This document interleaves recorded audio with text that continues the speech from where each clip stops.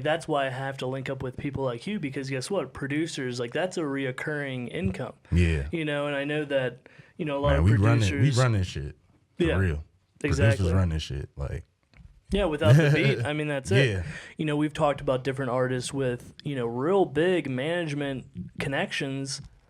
Yeah. Looking on YouTube. Yeah. You know, what's your perspective on YouTube beats?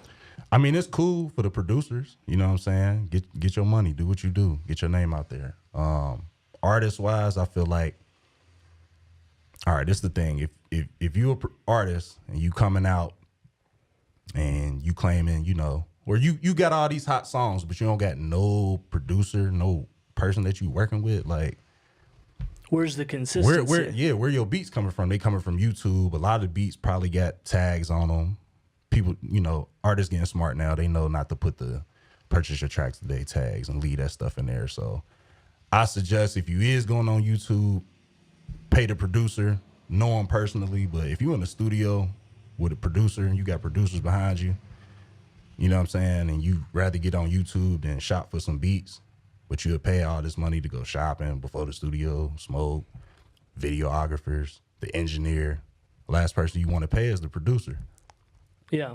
What happened to that? Like, well, why what we if, get so what if, far what from, if, what, you know, in my perspective, what if the artist is so whack and he doesn't have any friends and he has nobody to call? Yeah, I mean, the only way that he can get beats is through YouTube. There's a lot of that. Yeah. I mean, we talking about, it's a time and a place for that. You know, you can get because it used to be a website called SoundClick.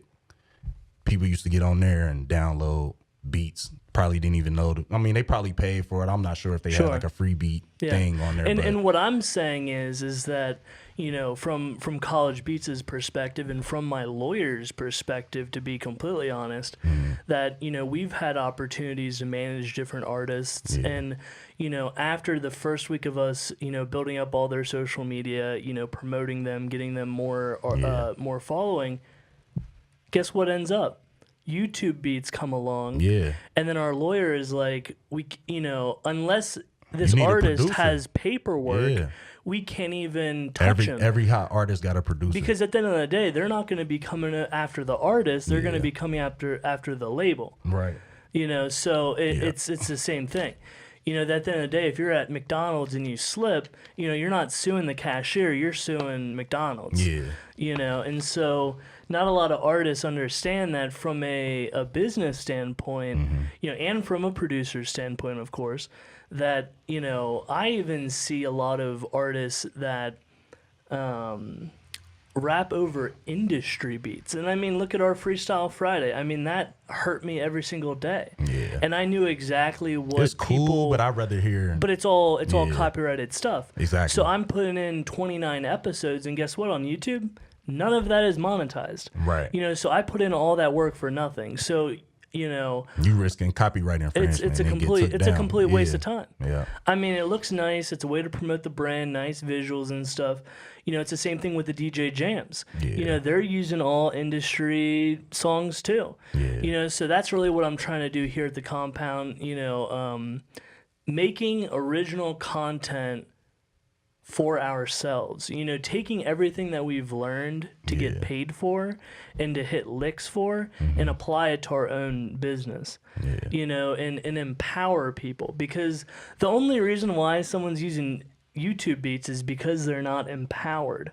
They're not empowered. And like you say, I mean, they can be a fresh new artist and they don't got nowhere to go. And after the first few songs and after you meet some people and you know producers and, you know, come on, bro.